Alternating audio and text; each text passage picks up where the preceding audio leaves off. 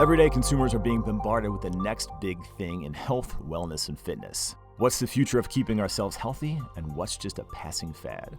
Hi, I'm Joey Thurman, and if you don't know me, I'm a health and fitness expert and author. I've been fortunate enough to work with celebrities, athletes, C-suite executives, and everyone in between. I've been featured on the Today Show, Live with Kelly and Ryan, Good Morning America, TEDx, and lots of other publications. As part of my ever-increasing thirst for knowledge, which ironically happened after college, I decided to create the Fat or Future podcast. What sets this podcast apart is that I am the guinea pig for these episodes. I don't only want to bring in world-class experts on the show, I want to truly get a first-hand experience what it's like to, say, go on ketamine and trip for my depression, go on a 3-day fast drinking nothing but coffee and water for age reversal, eat nothing but plants and get the blood work done to back it up, or even get my brain mapped to see how messed up my head is from getting knocked around playing hockey. Once I try these things, I bring on the experts to talk about my experience and explain it to the audience in a digestible manner and ask the true question. Is it a fad or is it the future? Because after all, we don't want to be fatties.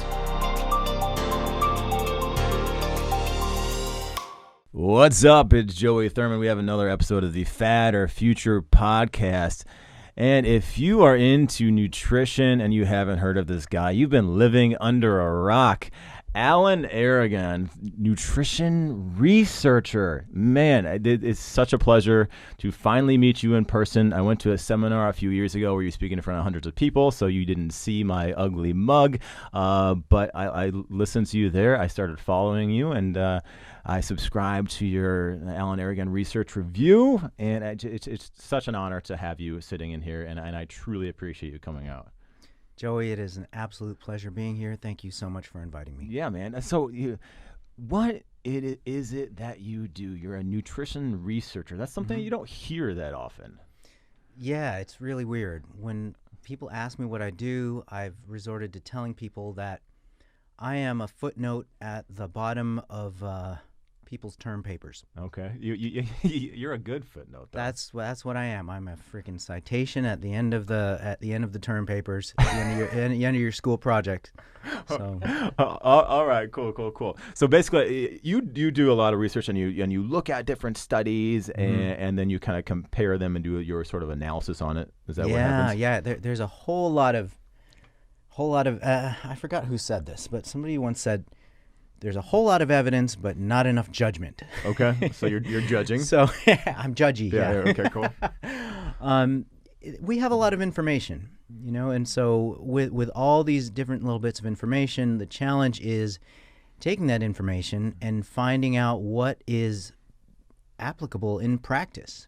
We've got all kinds of info, from the micromanaging stuff to the big picture stuff, but how do we take these concepts, how do we take these findings and actually produce results, long-lasting results? So that's always the challenge. Right. So yeah, and that's one of the things that got me into research, because a scientific basis for doing this stuff, as opposed to just shooting in the dark or listening to the best-looking or best-built person in the room, we can get a little bit more methodical about it. So yeah.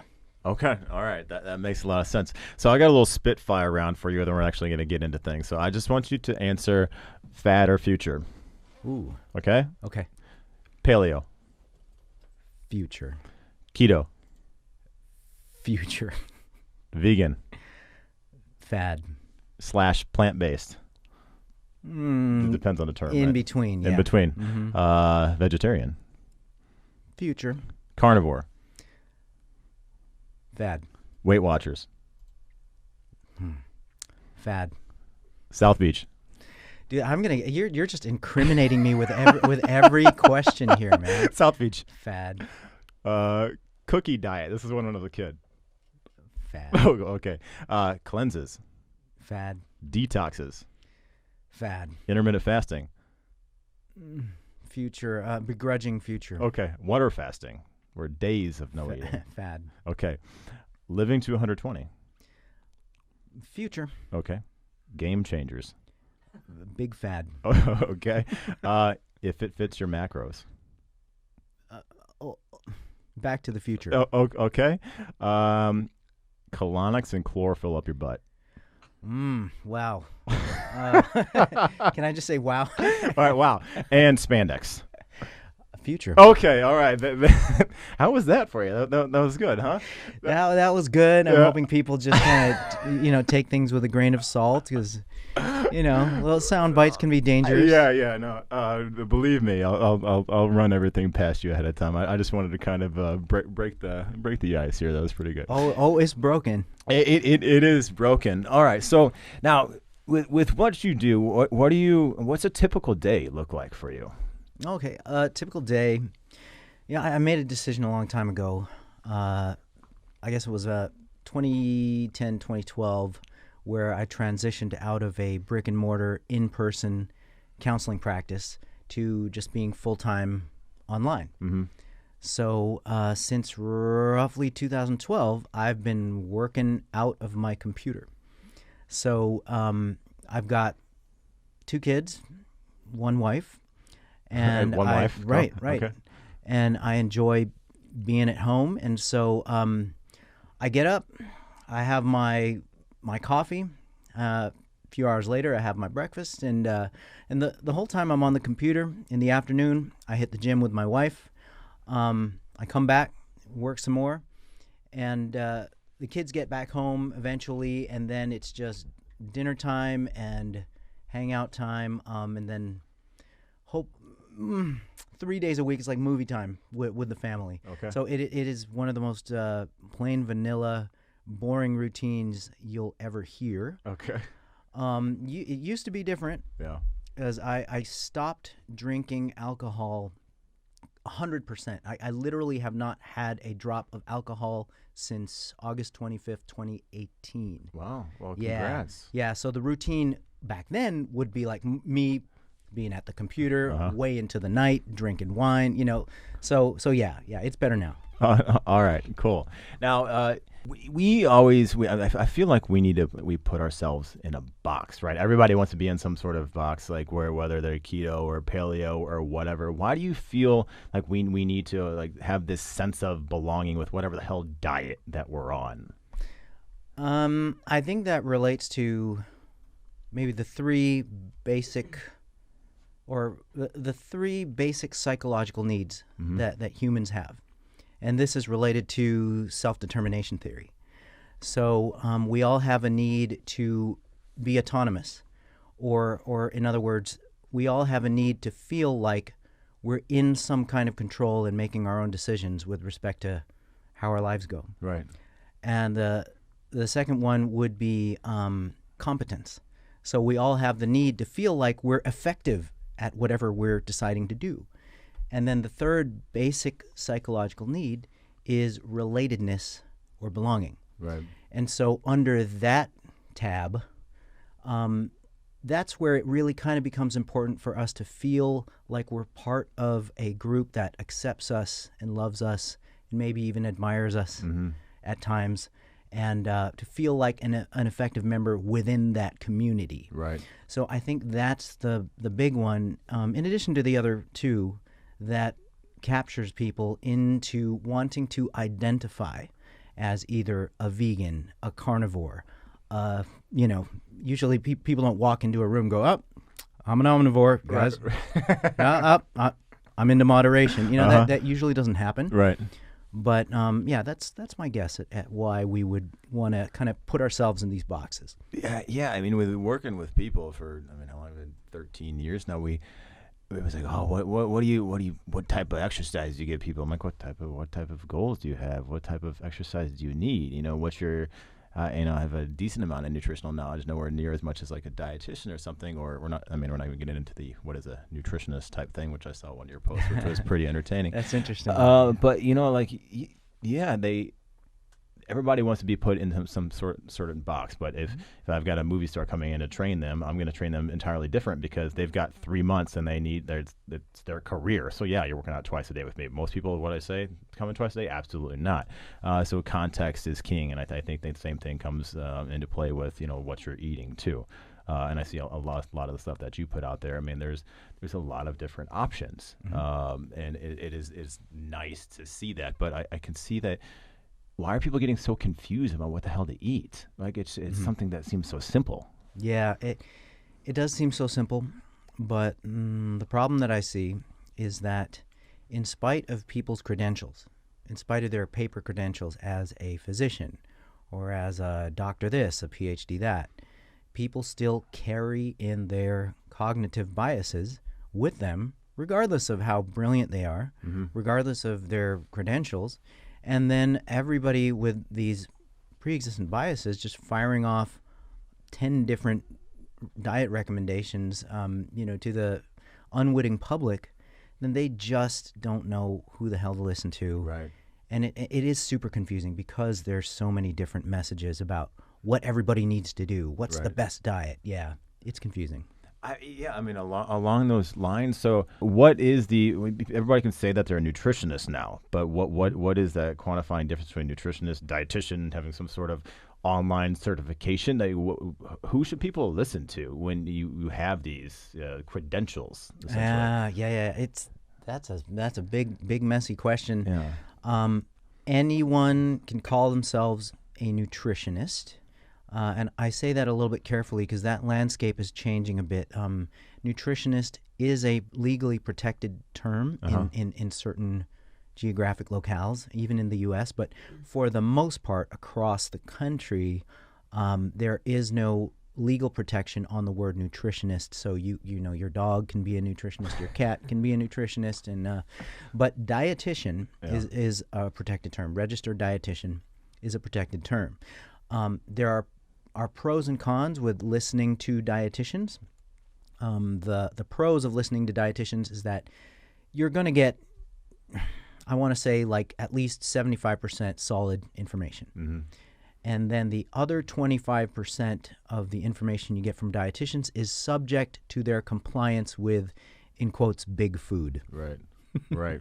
Those are, you got massive quotes. And in with big food comes, big cola, there are certain lobbies that are pretty strong. But yeah, that's kind of the game we play, and those are the chances we take.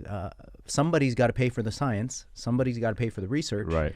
So if people complain about funding source for example, the dairy industry, okay, are you going to pitch in to do the research on what the effects of dairy are, good or bad? So yeah, we're at the mercy of who can pay for what. Okay. So what should people be eating? That's a huge question, right? But it seems like it should be so simple. What the hell are we supposed to eat to be healthy? That is a great question, and I love that question because the answer to it gets so many people mad. Right. Okay. There is a wide margin of it doesn't matter. Okay. In terms of what people should eat, you look at populations across the globe, and you see communities eating extremely different sets of foods. Even macronutritionally, carbohydrate, protein, fat is just drastically different across different geographical locations. Right. And this is the thing with humans. The thing with humans is this. We are almost just like dogs, but even more resilient and even more impervious to adverse effects of different foods. Like you feed a dog chocolate, then that can be deadly. Yeah, they're gonna have some problems. Yeah. We humans, barring allergies, barring intolerances, which make up, a minority of the population, we can survive and thrive on almost anything you throw at us, and depending on genetic capacity, depending on just your underlying wiring, it almost doesn't matter in terms of macronutrition. So like high carb, low fat, high carb, that stuff literally doesn't matter unless you are engaged in certain sports that have very specific demands for high intensity work output. Right. Then it matters. But if you're talking about the general population, it honest to God doesn't matter if one guy is keto and he likes it and the other guy is like, Pritikin level and he loves it, the high carb, low fat thing. What does matter among those two camps is, are you getting enough protein daily in order to support lean body mass? Are you getting enough total calories to support your activity requirements? And those two together, it's like, are you getting enough of those things and not too much of those things to the degree that you are accumulating excess body fat? Yeah. Otherwise, it honestly doesn't matter. Now, let me qualify that a little bit. It is entirely possible to create a diet that compromises your health and longevity. You can create a diet where, for example, a high-carb diet where all of your carbohydrate sources just from straight ahead table sugar, straight out of the jar. Yeah. Okay, that's obviously not a good idea. So there's something to be said about whole foods and minimally refined foods with respect to a couple things. Number one, their nutrient density. Okay. So you can eat a crappy enough diet to the degree that you actually are deficient in essential micronutrition, even if you're fine in macronutrition. And then the other issue with eating a highly refined diet or ultra-processed diets, Right. You miss out on the satiety factor. So satiety is, in a nutshell, it's your body's ability to feel satisfied or full, Right. and not just wanting to eat through the whole pantry. Yeah. So, yeah, there are those things to take into account when I say that it doesn't freaking matter. When Yeah. I say it doesn't freaking matter, I mainly mean high carb versus low carb. Okay. Yeah. And you say, so, I mean, everybody gets into the protein debate, and you say to maintain lean body mass. What does that look like for your average individual? How much per gram per, either kilogram or pound? Yeah, the protein question is something that's been investigated for the last 50 years, and we're going to keep investigating it because that's how we are. We need something to do. It's a first world problem, Right. So, with protein, the scientific consensus, which I was fortunate enough to be a part of when we did it was Rob Morton and Stu Phillips and a bunch of other good bros, we did a meta-analysis on the amount of protein that would be ideal for building muscle. Mm-hmm. So, and this is building muscle within a non-dieting condition. Okay, so it's not hypocaloric conditions where you're eating less than you're burning for the purpose of weight loss. Yep. We only included studies that were at minimum eucaloric or at maintenance weight maintenance levels. Weight maintenance to slight surplus. Mm-hmm. So we looked at all the relevant studies, and we found that about 1.6 grams of protein per kilogram of body weight is the sweet spot. So Okay. in American terms, that's 0.7 grams per pound. 0.7 grams per pound of body weight would be kind of like the sweet spot Right. to maintain or even gain lean body mass, Yep. protein-wise. So for me, 200 pounds, about 150 grams. Roughly, yeah. Look at that. Quick math. I'm Yeah, smart. quick maths. I'm smarter than I look. Love that, man. I couldn't have done that. Asian privilege and everything. I couldn't have done that. Really, man, craziness. All right, so does it matter what type of sources that people are getting, whether it's protein powders or plant-based or pea protein or whey protein or casein or whatever the hell? Yeah, these are good questions because they have the most complicated answers, Right. man. Generally speaking, animal protein sources are better than plant protein sources. Okay. And this is because they're a higher quality of protein. And the most reasonable definition of protein quality is its percentage of essential amino acids. And also, within those essential amino acids, you have the key anabolic amino acids being the branch chain amino acids. Then within the branch chains, you have that key driver being leucine. And so when you look at animal protein sources versus plant protein sources, the plant protein sources are going to generally be a lot lower in essential amino acids, and lower in the BCAAs and lower in leucine. Right. Now, I have to throw in a little wrinkle there, because when you score protein in the different quality rankings, we're mainly looking at composition of the protein, amino acid-wise. And there are some other ways to look at protein rankings, right? Okay, so what there is not enough research of is comparing head-to-head different proteins on their effects on body composition. Okay. And let alone different proteins' effects on body composition under conditions where people are training.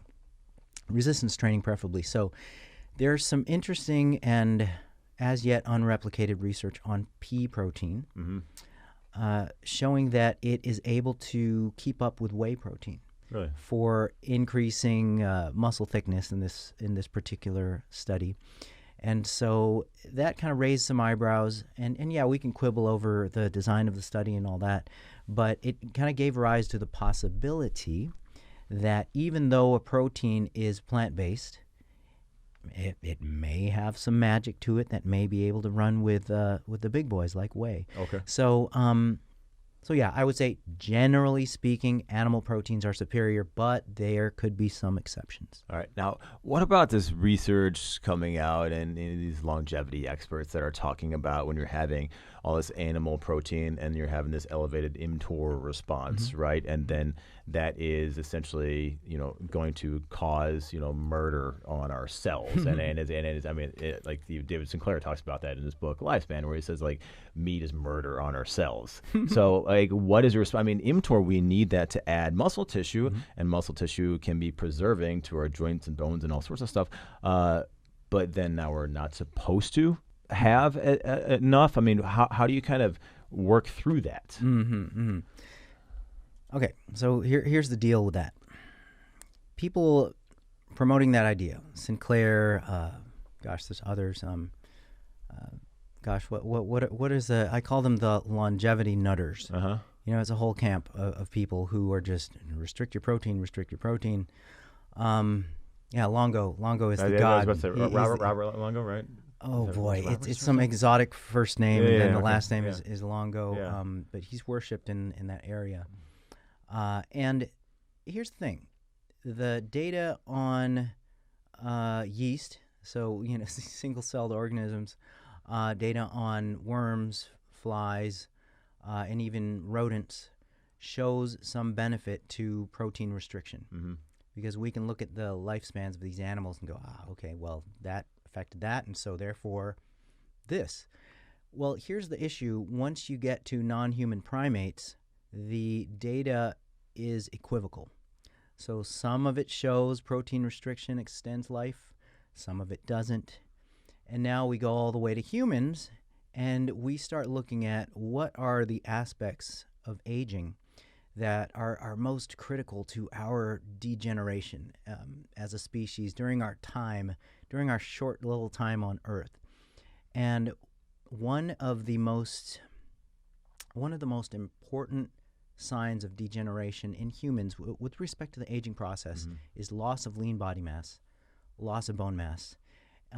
Sarcopenia would be kind of the clinical term for the wasting of lean body mass.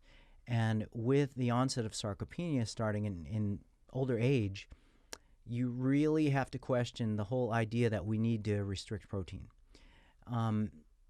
There is no compelling data that in humans protein restriction will do us any good. So, and conversely, there's no data in humans that eating a crap load of protein is going to just accelerate our descent into this horrible death. Right.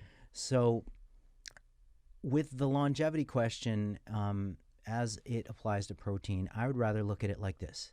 How can we optimize the growth and the maintenance of lean body mass as long as possible? And that would be a major contributor to extending our lifespan and our health span. So my father died recently, and I'm sorry to hear that. Thanks, man. Thanks. It's tough, but it toughened me up, and I still believe that he's upstairs making sure I'm behaving. Yeah. So he died of complications of lean body mass loss. So one of the things that happens when you get sarcopenia is you become immobile. And so once you can't get up from a chair, and this was the result of an aortic aneurysm surgery he had that he just had a tough time recovering from. So it wasn't like he volitionally stopped training and eating and caring. Right. So what happened was he became immobile, unable to get up from a chair by himself, unable to walk around. And when that happens, bro, everything is downhill from there. Right. just everything, just structurally, metabolically, your immune system, everything goes down. And so if we can look at aging from the standpoint of maximizing musculoskeletal functional capacity, that's not going to happen from restricting protein. Right. Now, I'm not talking about we need to freaking slam, a whole cow with each meal. Right. But the weight of the evidence, as it stands today, shows that among the general population, protein intake somewhere between 1.2 to 1.6 grams per kilo is appropriate for preventing sarcopenia. Mm-hmm. And there's another phenomenon associated with that called sarcopenic obesity, where you kind of get a combination of fat gain with lean mass loss, and that's a bad thing too from a metabolic syndrome standpoint.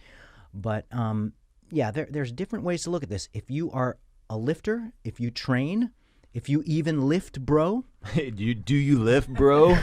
If you even lift, bro, then you are definitely not going to be restricting protein. You're going to be using protein as a weapon in the arsenal for longevity. Right. Because, then you start having the sarcopenia and you fall down and you break a hip and you're 80 years old and then going under a knife is going to be a big problem for you as well. Then you have that hip replacement and all that sort of shit. So those mechanisms like mTOR and IGF-1 and all that they're zeroing in on that might impede the longevity capacity. Yeah. That is missing the forest for the trees. Okay. Because we need to be freaking training, we need to be lifting, and we need to be active for as long as possible. But when we stop being able to do that, nothing matters anymore. Right. Is there something that people, because let's say that this research is valid. Maybe could you have a little higher protein consumption days when you're actually lifting and lower protein consumption days, maybe a little bit more towards that 1.2 or maybe even 1, you drop that down on days when you're not lifting? Is there any research or validity behind that, or we're just kind of grasping at straws now? That sounds good to me. Yeah. That sounds cool. And it depends on the person's goal. If somebody is gunning to actually gain lean body mass, or if they're in a compromised position to put on lean body mass, like, for example, if they're in the throes of sarcopenia, older individuals already have a certain degree of in quotes, anabolic resistance. So if you lowball protein in that population, they're not going to be able to utilize protein as efficiently as younger folks do. So you're really kind of shooting yourself in the foot if you kind of lowball that population. Okay. So, but if somebody is at a certain level where they have a favorable amount of lean body mass, muscle tissue, and function and everything like that, and they're not necessarily trying to gun for the gains, right? Then the lower training days or lower training periods, I can see 1.2 not being an issue. Yeah. Okay. Gun for the gains, and do you even lift, bro? Yes. I like that. We got to bring that back. It's all like 10 years ago stuff. Oh, and we'll bring it back. People are forgetting about it. We are bringing it back. What are you excited about now with nutrition and where your research is headed? Wow. I really like the idea that we can try to simplify recommendations. I really like the idea that one size doesn't fit all. Mm-hmm. So there is a wide spectrum of preferences and what people will actually stick to. So the whole idea of how do we find out what people prefer and what they'll stick to? How do we find that out? How do we get the truth out of people for that? Because that's really the key to helping people stick to something for a long period of time. And it is exciting that there is such a wide range of diet archetypes that work very well with different types of people. So for you, you're not one to say that. We touched on this before, that you need to be a certain way, and you're not of the plant-based camp or the keto camp or whatever. You just want people to essentially, eat much better. And you actually made a post about it. You said, "Isn't it ironic that we agree on the health impact of the dietary variables that we mostly agree upon?" Yeah. Mm-hmm. Mm-hmm. So what were you getting at there? Like what are we're disagreeing on a bunch of stuff that really is kind of irrelevant, right? Yeah. One of the things that people are nitpicking over is nutrient timing within the course of a day. Uh-huh. Like, should you be front-loading your carbohydrate, or should you be back-loading your carbohydrate? Should you have 3 meals a day, or 5, or 6? That stuff, honestly, doesn't matter. It may make 1% of a difference across, or even less. And it's just incredible how much people assume that these things matter in the big picture, when these things might not matter in the course of a lifetime, right? Compared to the things that do matter. Like, I can picture somebody. We'll use the carbohydrate example again. You take one guy where most of his carbs are from sweet potatoes, and veggies and fruits, or just potatoes, period, and veggies and fruits and legumes and whole food based carbohydrate sources. And then you take another guy who's just socking down. Let's take the iconic Pop-Tart. Where all his carbs. Man, I used to take Pop-Tarts as a kid, and we'll circle back and put them in there, and I put fucking butter on the Pop-Tarts as well. You were ahead of your time. Dude, I mean, it was amazing. Anybody listening, do not do that. That is not good for you. Alan's the expert here, but I can tell you right now, emphatically, don't put butter on your Pop-Tarts. Pop-Tarts, if you want to send me some free Pop-Tarts and sponsor the show, I'm okay with that. Ooh. I haven't had Pop-Tarts in decades. Oh, my God. But now that you mention your brand of bulletproof Pop-Tarts, I think we may have something there. All right, we got it. Okay, so circling back on the bullet. Right. So if you were to if you were to compare somebody who got all of his carbs from bulletproof Pop-Tarts versus a guy who got his carbs from peas, beans, corn, yams, squash, potatoes, whole grain sources, and I say whole grains with caution, because you can go to the supermarket right now and pull up a bag of whole grain goldfish. You know, I mean, the definition of whole grain is very very nebulous. So you can just slap whatever the hell label they want on the stuff now. It's not really that much regulated. Oh yeah, absolutely, man. And you can find all kinds of whole grain junk foods. And you know, the truth of the matter is, like, most whole grain foods are freaking junk foods. Right.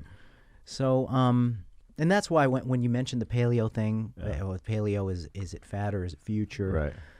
I said future specifically because I although I was annoyed that paleo didn't like dairy and grains and legumes, I'm not all that annoyed about paleo's gripe against grains as a whole. Okay.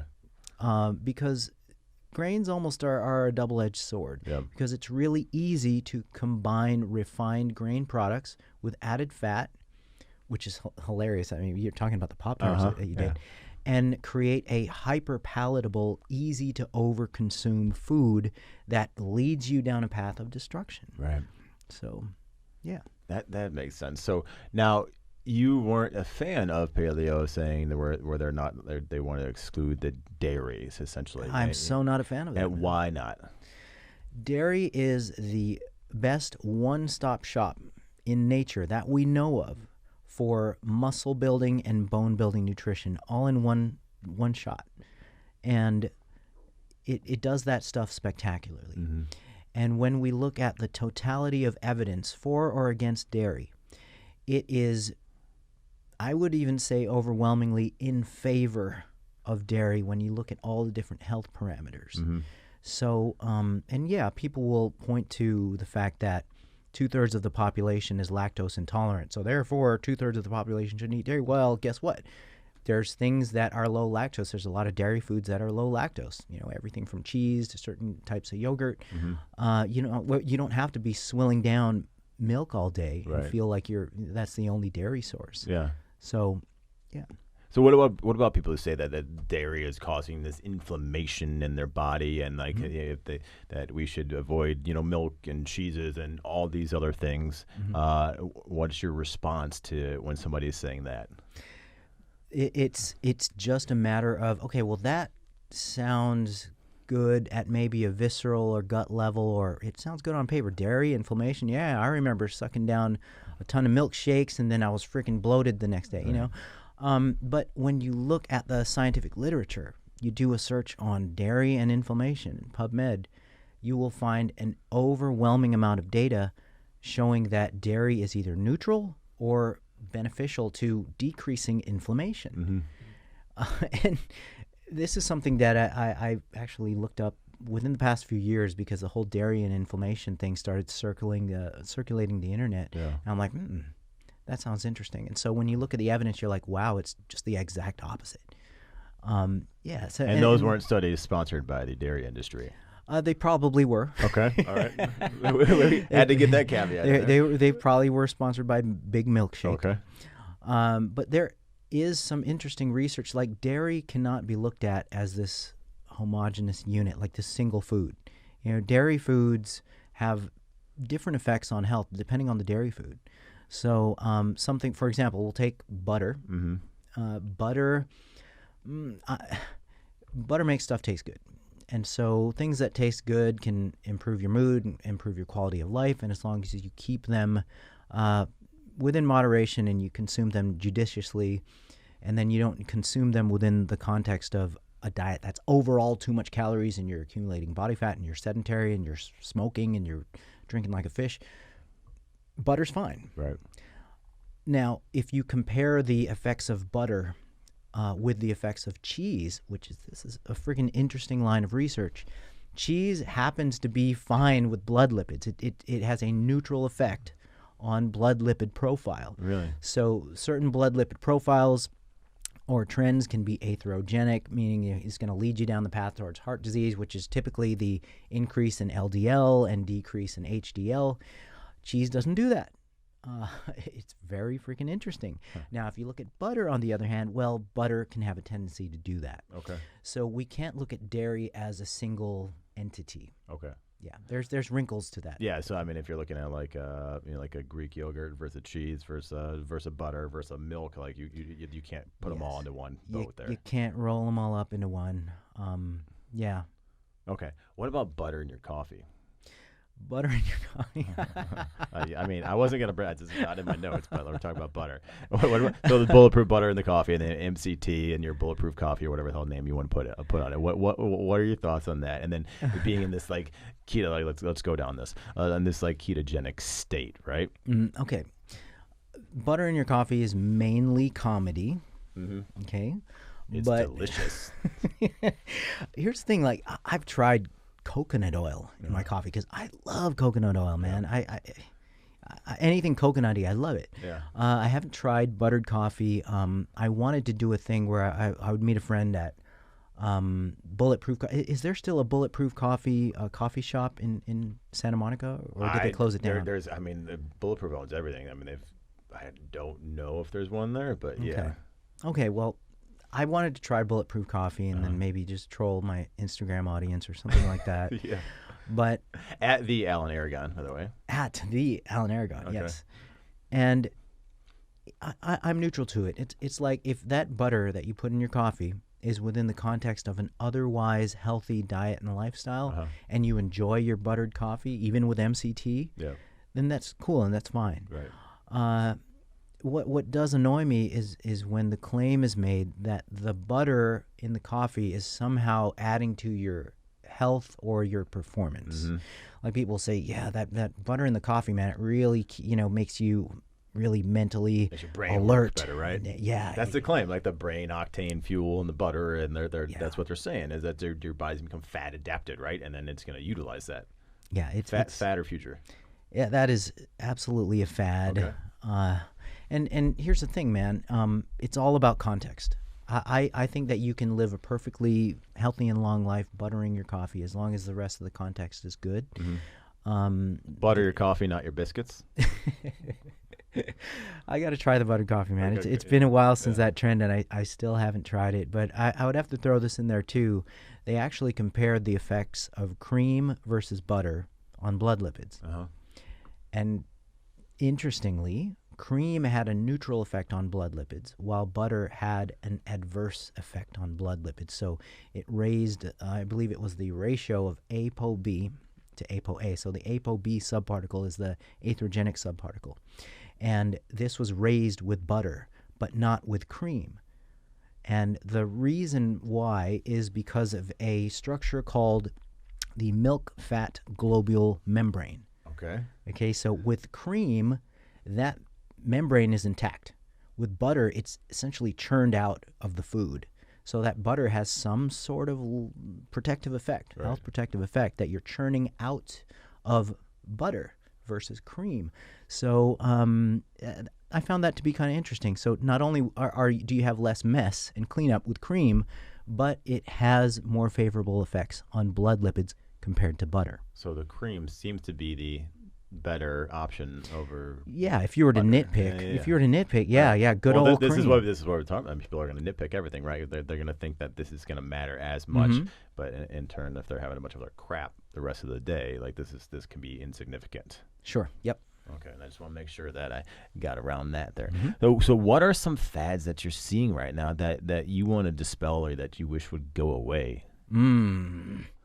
Okay, well, the big overarching fad is that everybody needs to get on X diet. Everybody needs to get on. Twitter is a haven for carbophobia. It just, there's something about Twitter that attracts every single keto and carnivore nut in the world. And I think, I don't know why that is. Maybe it's the character limit. Everybody's got ADHD and they enjoy going like twickering, bickering. Right, twickering, bickering on Twitter, yeah. And so that is kind of annoying, the whole idea that even clinically for diabetes, like people are behaving like physicians or dietitians and telling people how to cure their diabetes. Just cut the carbs out, just cut it out. Yeah. And per the evidence, that's not the solution. Yes, I remember when we got on the phone, was it last year, and you sent me, a nutrition plan to like lose some weight and stuff, and I'm like, oh my God, I can eat carbs, dude. Sweet. But I mean, I did that, and I felt good, and I put on some muscle, and I'm stay pretty lean as it is, but it was interesting. Awesome. Like, and I'm like, does it matter when I have these carbs or whatever? And even on there, I think, and then like the guide that you gave me, it's like, eat these, and it doesn't really matter when you eat the carbs. So I'm not going to have these carbs late at night, and all of a sudden it's going to turn into fat, right? Yeah. In fact, there's a study that everybody keeps forgetting about. It's a 2011 study. The lead author is Sofer, Sofer. It was a 6-month study where they looked at carbs spread through the day versus carbs just all same amount of carbs all clumped up in the final meal of the day, and if you will, the backloaded carbs.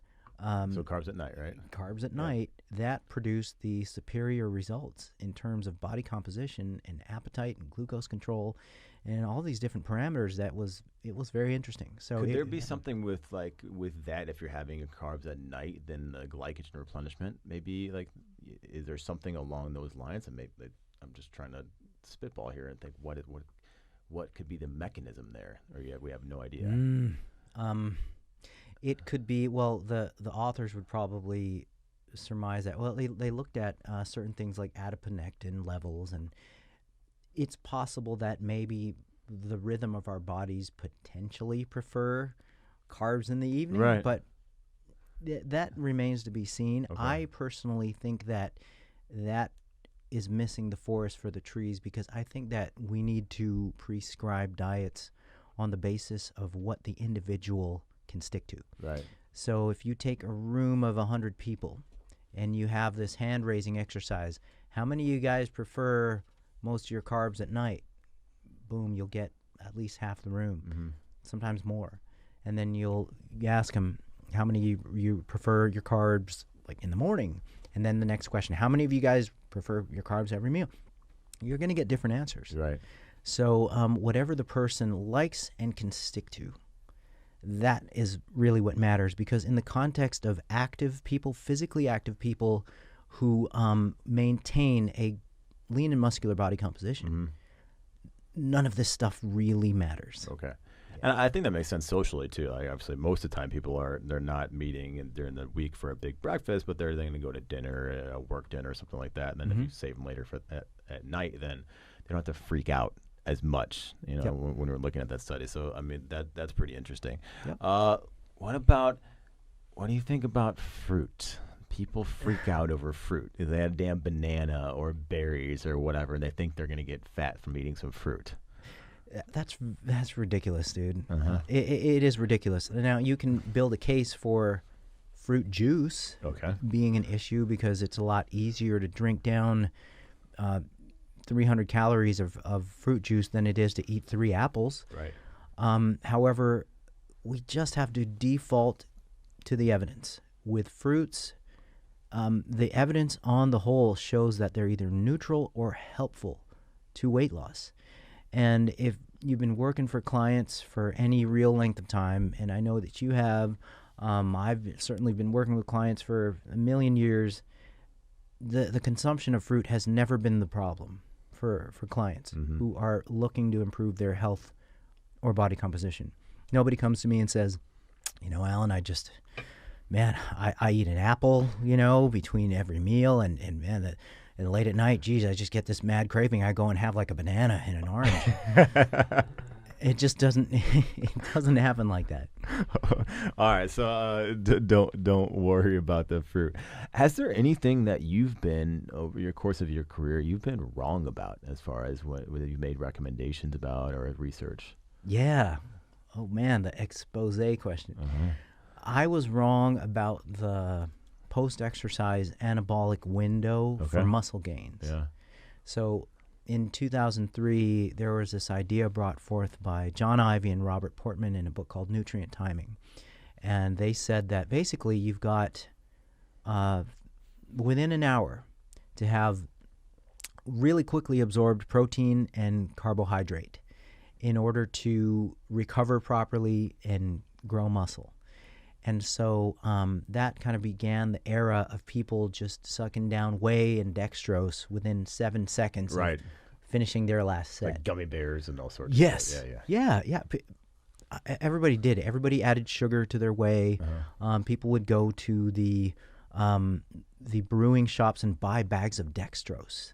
That was a thing in the bodybuilding.com forums. Like everyone's like, yeah, I found 2 pounds of dextrose for $5 at the brewing store. And I have to admit that I did that. I bought a bag of dextrose. Okay. All right. I appreciate the honesty there. So, I mean, it doesn't matter as much now when the timing of the food as much, right? If you're lifting, and I mean, maybe if you're like a professional athlete or something, that might be a little bit different. But is it really mattering that much? If we're having our, for me, let's say my 150 grams of protein, does it matter if it's 1 meal, 2 meals, an hour before, hour after exercise? Does it matter? This is the complicated answer to that.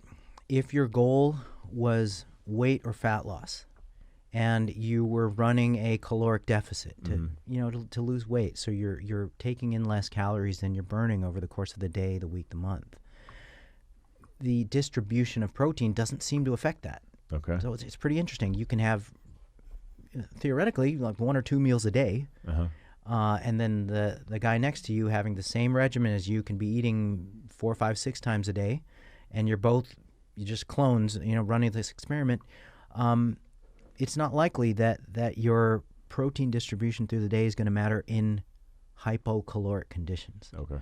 So, and that's been seen in several studies now. Now, what we don't know, and what I would hypothesize is not likely, is that the same thing would happen if we're trying to gain muscle. If we're in a hypercaloric state where you're eating more calories than you're burning, right. I think that, and for the goal of maximizing rates of muscle gain, I would hypothesize that it does matter, that protein distribution does matter. Okay. And so I wrote a paper with my friend and colleague Brad Schoenfeld. I love to call him Saint Schoenfeld whenever I can, just to troll the man. Yeah. He's got great research on this. Yes.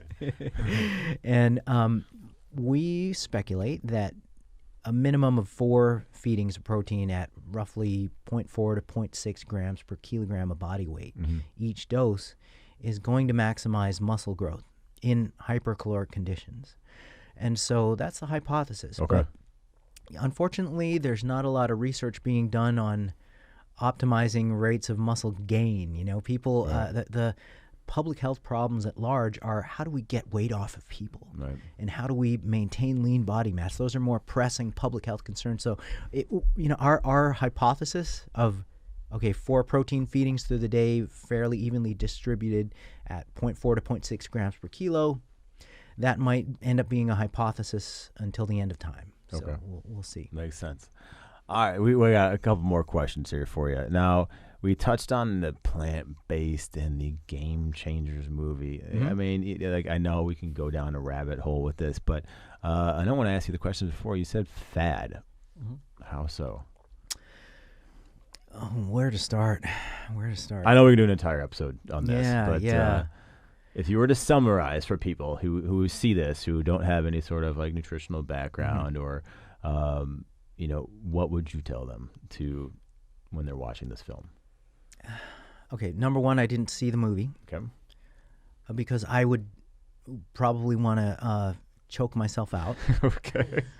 And number two, any documentary based on with a diet theme, any one of them, is going to be biased towards entertainment first, views first, sales first, and then education a very, very, very far distant second.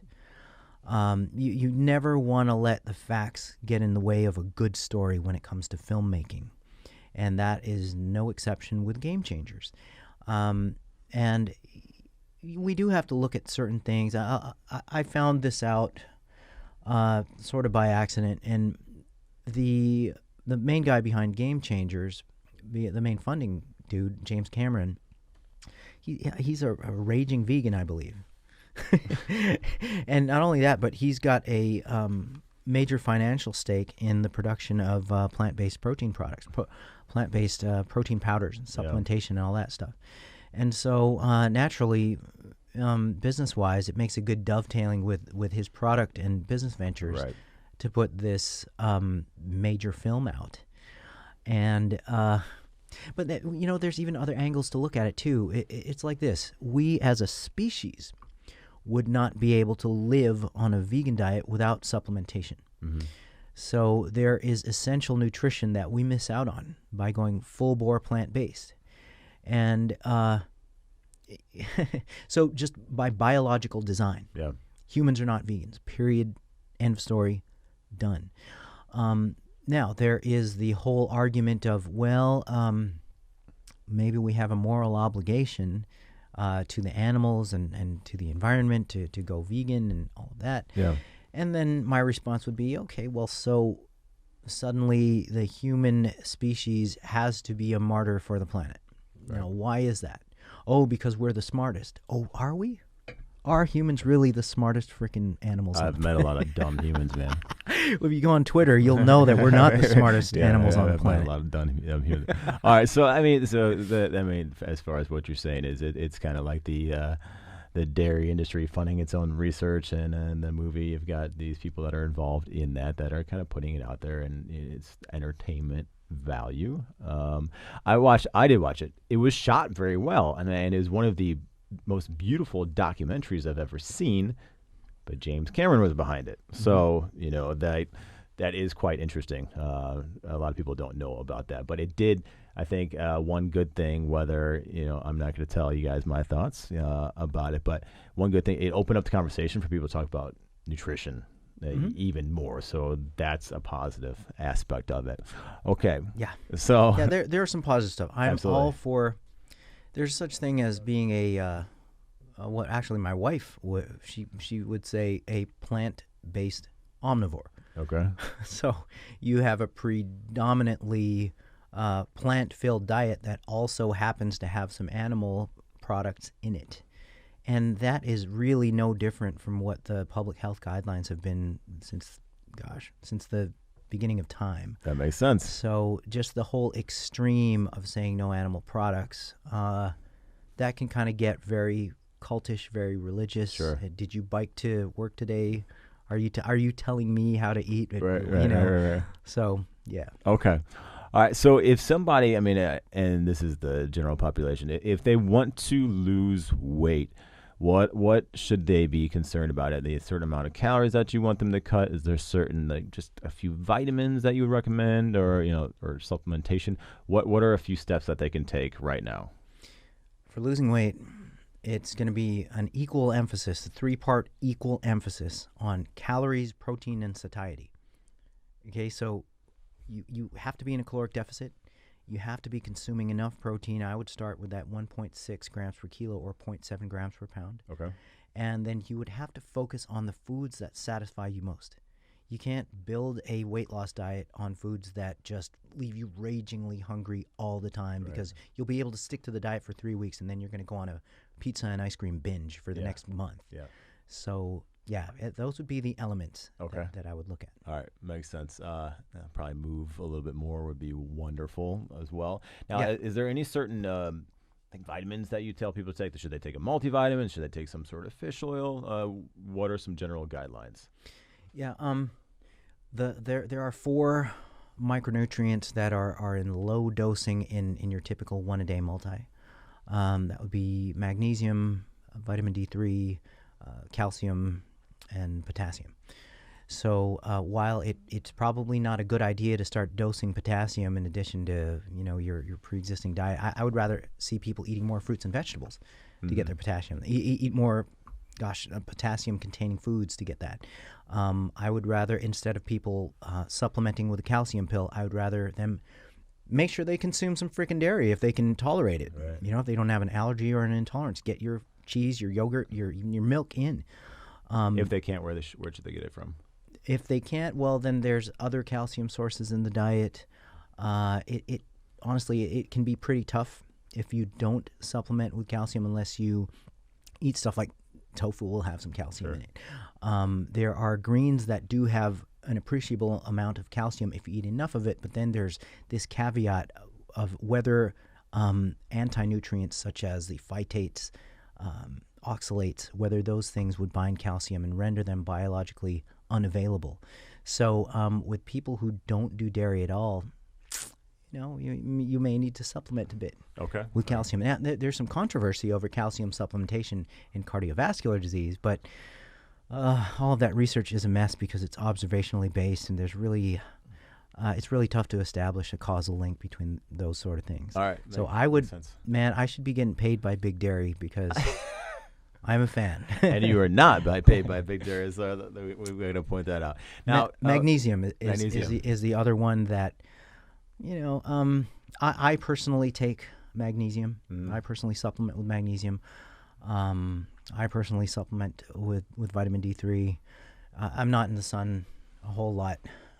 I get my tan from my computer screen. Oh, nice. Yeah, it's a good tan, man. Yeah, it bronzes me perfectly. Yeah, nice job. Yeah, mine's from a bottle. I'm a white boy, so I got to do that. I'm a cracker. The fish oil question is interesting.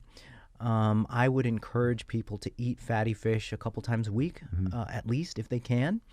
And if they absolutely refuse to eat any kind of fish or any kind of marine-sourced omega-3, then you can justify supplementing with fish oil. Okay. If people are vegan, then there's the algae option, and which is pretty funny because then you're going to be paying double. I don't know. The whole vegan question is very frustrating and face-palmy for me because they really are fighting an ideological battle, an ethical battle. And when they start trying to argue on the basis of nutrition and health, that's when their arguments really fall apart. Okay. All right. Makes sense. Now, where do you see the future of your industry and nutrition heading? Where do you think we're headed towards? God, I don't know, man. What I would like to see it headed towards is how nutrition can best support the maintenance and or gain of lean body mass as people get older. So, I'm turning like 38, next year. So, I'm kidding. I was gonna say, man, like you are younger than I thought. I'm turning 48 next year, and so you do look good. And I won't even say you look good for your age because I hate when people say that. Yeah. I just look good. Period. You look good. Just period. Okay. I love you, man. Yeah. For the record, I love you too, bro. Do you even lift? For the record, cool. Alan A loves Joey. Oh, great. So I am very interested in the idea of how nutrition can prevent things like sarcopenia, things that I've kind of dealt with, on a personal level, seeing my dad basically lose a hell of a lot of lean body mass and the consequences of that. I think that it's very important to see how the combination of resistance training and nutrition can impact functional capacity. You're going to be a zaddy soon. I just learned that word like 2 days ago. A zaddy? Zaddy. Yes. Google it, man. What is that? Zaddy. It's a cashed up older guy who also happens to look good and be attractive. Oh yeah, man, I'm a zaddy all the way. All right, I'm a zaddy. Hey son, if you're listening, I'm a zaddy. Yeah. So with the rise of the zaddies coming through, and God, I'm so obnoxious with that. But yeah, no, it is important. I think that healthy aging is going to be a big one. Yeah. And of course, we're butting heads with the longevity nutters who don't even lift and telling everybody to restrict protein. Okay. So, sorry guys, but that's all right. I like that. I think that's where we'll leave it. Alan, where can people find you? AlanAragon.com, and I'm most active on Instagram. The Alan Aragon. Somebody has Alan Aragon. Otherwise, I wouldn't do the. It sounds egotistical. Asshole. Yeah. I'm sorry. Shame. Regular Alan Aragon, and not the Alan Aragon. I'm sure you're a good person. Shame. Shame. And then you have your research review, which they could get on your website as well, right? Yes, that's been going since 2008. I started the research review trend. Nice. You're welcome. Nice job. You're welcome, world. All right, guys. This is Joey Thurman. Thanks for joining me for another episode of the Fatter Future Podcast. And remember, don't be a fatty. Be a zaddy. Yeah, see, that's funny because I didn't even say fat. Don't be a fatty is my tagline. FADDY, fatterfuture.com. Questions, comments, concerns. You can ask Alan. Questions and comments you can ask Thank me. you, Joey. Take care. Do something for your health today. Cheers. Thanks for listening to this episode. Make sure to follow on social at Fat or Future Podcast. You can follow me at Joey Thurman Fit. Don't be a fatty. Merchandise is available. Hoodies, hats, t-shirts, and beanies at fatterfuture.com. And make sure to check back next week. We've got a good episode for you.